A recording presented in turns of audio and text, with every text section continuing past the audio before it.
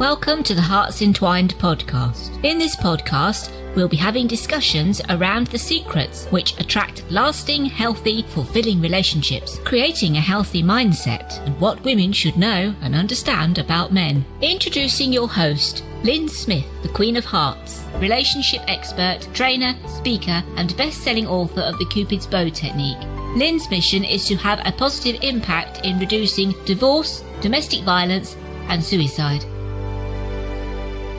Welcome to the HEARTS Entwined podcast. This is your host, Lyn Smith, the Queen of Hearts. And today, listeners, we've got a very sensitive subject, but I've got a brilliant guest to talk about it. Her name is Krystal Casey, and the topic is called Finding Your Voice, Moving On from Abuse. So, Krystal, first of all, tell us a little bit about who you are and a little bit about your story around this particular topic. Yes, thank you. Thank you, Lyn, for having me. I'm so excited to be here. And I am honored to be sharing my story because I believe that it's very powerful using your voice and stepping into opening up. So like you said, my name is Krystal Casey. I am an aerial yoga instructor. I'm a motivational speaker, and I'm a women's empowerment coach. So what I do is I help to guide women to reclaim their voice, break generational cycles, and create a healthier future for both themselves and their children.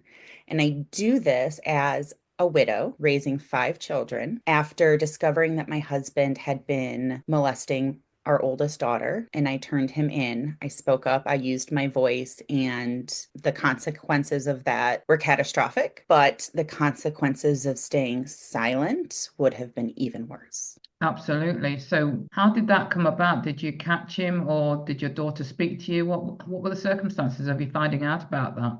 So my husband and I had been together for about 11 years. And towards the end, it had gotten kind of rough. Apparently, he had been using meth. I didn't know that. He was drinking a lot, and that was a struggle with us. And I owned an aerial yoga studio. And this was right around COVID. So during COVID, I was also pregnant and gave birth to my last baby, baby number 5. And when it was time to reopen the studio, I kind of knew I wasn't going to be able to depend on him, right? Like you kind of learn your spouse and what they will and won't do. And I had gotten to the point where I wasn't willing to leave him because I felt it was easier to stay. That's why we stay, right? It was easier to stay because if I left, he had threatened to use the children against me. And I could not figure out a safe and good plan to separate. So instead, what I did is I separated mentally and emotionally. And I started focusing more on, what is it called? Al-Anon. They tell you like you can't change your partner or your family member, but you can focus on yourself, right? Yeah, absolutely. Boundary and what you'll accept and what you'll do and so on and so forth. So that's what I was doing. I was like, okay, I can't do that. I have no control over him, but let me have control over what I do have control over. So with COVID and virtual schooling, all the kids being home, nobody really knowing what was going on. My mom, who lived in Florida, I was in the Midwest at this time, of the United States in Illinois, and she was down in Florida. And she had been asking me, like, how can I help? What can I do? Let me take some of the kids. And I was like, no, they're my kids. I can handle it. I'll take care of them. And eventually I was like, okay, I'm super mom, but I can't do it all. So I gave in and I let her take the older 2 kids to help them get through virtual schooling because that was a big thing that needed a lot of attention, right? And so when they were down there, my daughter had a special outing with my mother, and she disclosed to her. Oh, and then okay. my mom How old called was me. your daughter at that time? That is a good question. Hold on.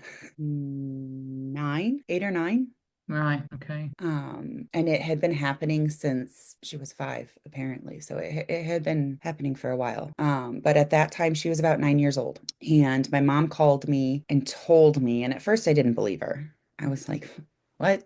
I'm not hearing this right. Like, I knew we have issues, but that was never a concern. Like, never. And she ended up, giving details that no 9-year-old would ever know unless an adult introduced them. So I believed her and immediately thought about my other girls. So, like I said, I have five. My oldest is a boy, the rest are girls.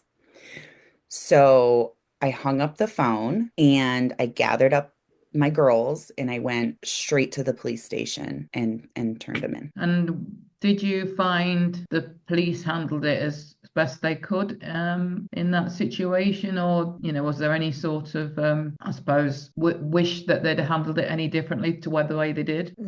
That's a good question. The police did an amazing job. The investigation, the way that they handled my children when they were interviewing them, they believed them right away. They took action right away. All of that was brilliant. What didn't sit right with me though was that he was basically able to, I don't know, I felt like he was able to walk free after he had done this. And of course, it's, we have to go through the judicial system and do everything, the right way. But yeah, no, I think the police handled it the best that they could. I don't like that part in the system though, where he was guilty and he should have been behind bars. Yeah. So was he sort of, I suppose, in that context then, once he'd been interviewed and obviously waiting for some sort of court date, did he come back to the family home, or what happened? So what happened is after that day that I went to the police station and I turned him in, the next day I went and I filed for a restraining order. So we left the home that day. We went and stayed with my sister and I filed for a restraining order. And once the order was in place, then he had to leave the family home and he did. So for a couple of days, everything was okay. I was getting my kids. Actually, my mom my mom brought the kids home from Florida while we were waiting, and then I had to put them through the interviews and everything. And in that time, I was actually sitting in a social worker's office. My daughter was going through an interview with the detectives and the advocacy helpers, all of the people. And I was texting with my other daughter who was at home playing on her tablet, and she's like, "Daddy's here." And I was like, "What? What do you mean he's there?" And my mom was there babysitting the younger kids. So she's like, "Yeah, Grammy told us to go upstairs and they were in their room and locked behind the door." And my mom called the police and he was arrested for breaking the restraining order. And while he was arrested is when he confessed to everything. And because at first, when the police questioned him, he denied everything. But after he was arrested for breaking the restraining order, he admitted everything. He was bailed out, and while he was out on bail, he overdosed. He slipped into a coma and eventually succumbed to his injuries. Okay, so he took his own life. That's my belief. Yeah, yeah. I've heard that story quite a few times, and at least the saving grace was he admitted to it and took responsibility, and didn't put any doubt in anybody's mind that he was responsible and that his daughter definitely did the right thing and was believed. That's the main thing, isn't it? Absolutely. Absolutely. You see the effects of trauma, especially having lived through it yourself. And I'm so grateful that I am able to be that support for her and to help guide her and show her or teach her tools or introduce her to different people who can teach her and introduce those tools. And I didn't have that. So I'm very grateful that I get to be that for her. And hopefully this is how we're shedding and breaking those generations of cycles, right? Yeah, absolutely. I used to think that, so at first, when it first happened, I got really, really, really upset with myself for letting it happen. Obviously, I didn't let it happen. I had no idea it was happening. The second I found out, I took action. But in my head, I had failed because that was my biggest thing growing up, is that I was going to protect my kids. I wasn't going to repeat the patterns that had been passed down. And here it felt like I had kids with somebody who then turned around and hurt those kids. And it took me a while to recognize that these generational patterns aren't created in one generation and they won't be broken in one generation. And so it's going to take me doing what I can to break it where it is and pass that on and let my children do the next layer, which, if we're doing our job right, will have much better, results for their children. Absolutely. Because I think for me, I'm in my mid 60s now, and I'm, from a generation where children didn't have a voice, and I didn't feel I could say anything to anybody because, we grew up being seen and not heard. So, I'm very happy now that children feel they can and do speak. Absolutely. Absolutely. Because you spoke about your story in relation to what happened to your daughter, but whilst we was off air, I got your story was that, this is a pattern that's happened within your family to yourself as well. Yes, yes. It happened, and I learned to stay silent. And that silent, like you, I literally was told children were not to be heard. And I just totally lost my track of thought. I'm sorry. It was talking about your own personal story, that from a perspective of what actually happened to you personally. I was told to stay silent, and I was silent at school. I was silent with my friends. I didn't talk about it really in counseling, anything. And that silence turned into shame. And I carried that shame with me while I was growing up. And it shaped who I was, who I became, how I presented myself in the world, how I interact with people, the lack of connection. It's so difficult for me to connect often because of that shame, or it used to be. It's easier now. And so being able to, like I said, break that and teach my daughter now that, it is okay.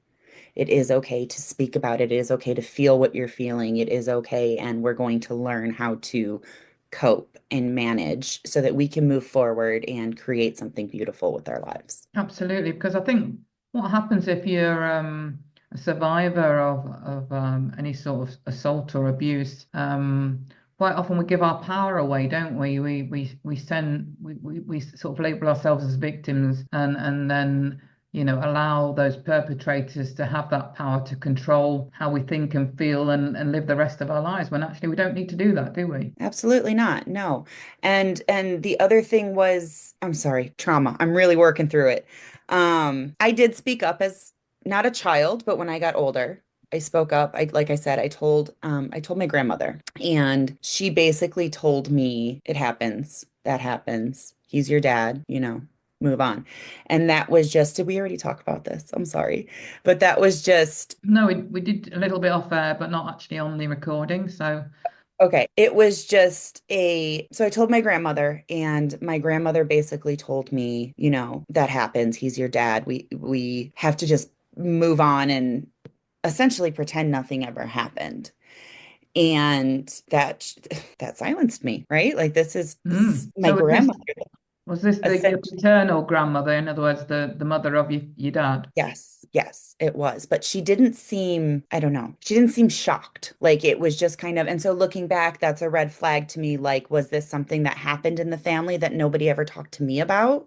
Hmm. Because if I had been more aware of this, if this was something that was open and we were able to discuss, then maybe somewhere down the road we could have prevented some of this. We could have started breaking these cycles sooner, but that didn't happen. So we're making sure it happens now. Yeah, certainly are. It's a whole different, I suppose, culture these days, isn't it? That we're able to encourage children to speak out and they will be believed. Yes, yes. Which And is, it can be frustrating at time to be raising children that are taught that they have a voice and they're allowed to use it, but it is definitely for the best. absolutely. So did you actually 100% know that from the subsequent investigations that none of your other children were hurt? No, at least one other child was. The other two were 1 and 3, or not even. Yeah, we celebrated the baby's first birthday the same year. They're the same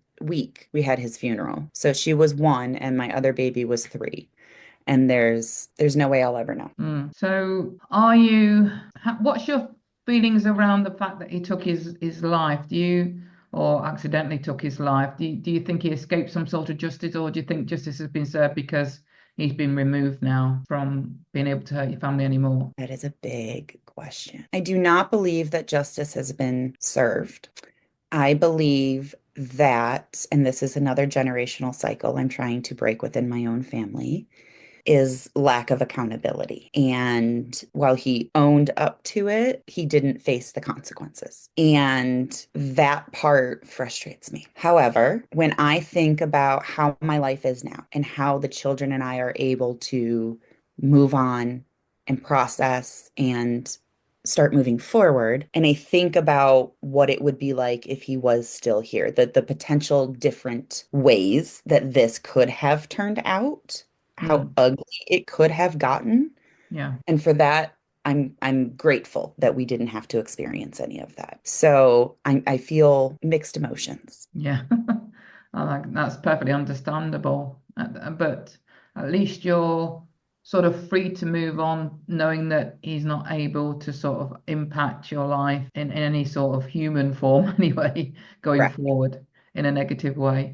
Yes. I mean, at first I was physically scared. I had bought locks and cameras and alarms. And then I was thinking about if he got custody of the children, what would that look like? And just all of the different things that could happen. And as a child of a very, very ugly custody battle, I'm grateful my children didn't go through any of that.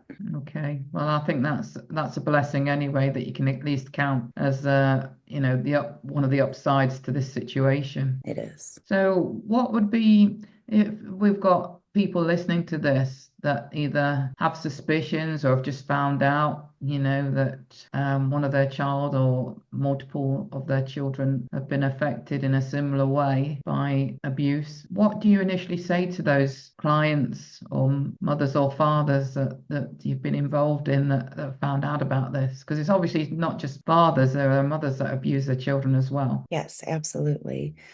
The first thing that I would say to anybody who's listening who hasn't spoken up yet would be to use your voice, because your child doesn't have one unless you help them to use it.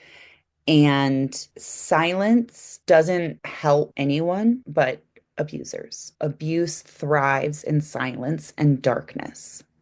So, stepping into that light and beginning to use your voice is going to make such an impact. It's going to crack open so many different things. And don't be afraid to stand up against abuse. Don't be afraid to do it.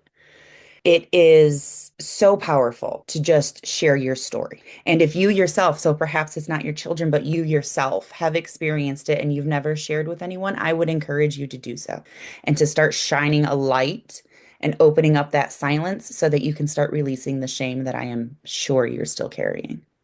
Yeah, absolutely. And like I said to you earlier on, there is a way to empower ourselves, whether that's through your own personal self-help, personal development journey, or working with a coach or therapist or expert that puts you back in control of your life, so that you're then living your best life and not allowing those perpetrators to have you living with that shame and feeling like a victim, and then actually feeling disempowered and allowing yourself to stay in that space, because we don't need to. Right. And not just mentally and emotionally either, but that manifests physically into our bodies. We store trauma into our bodies, which is why I teach things like yoga, aerial yoga, mindfulness, meditation to help release that so that it's not stuck. That's fantastic.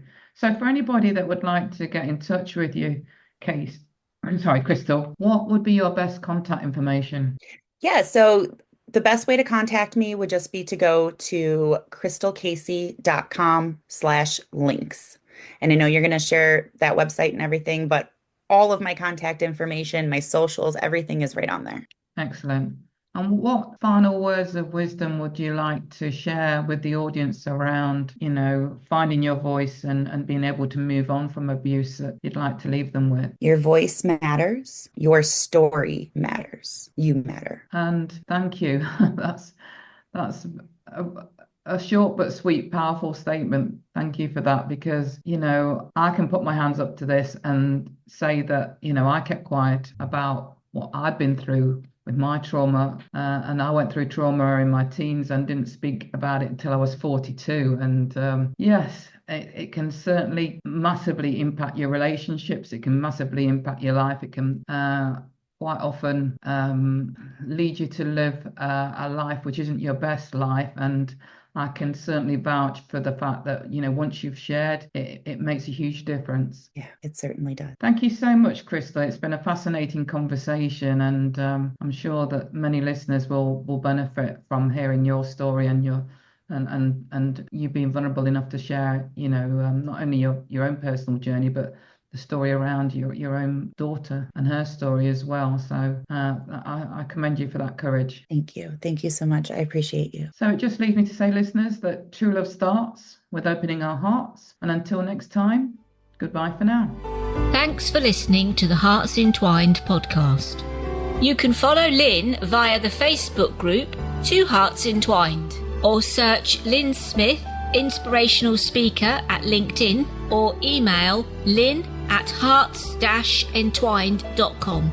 That's LYN@hearts-entwined.com. Remember, true love starts with opening our hearts.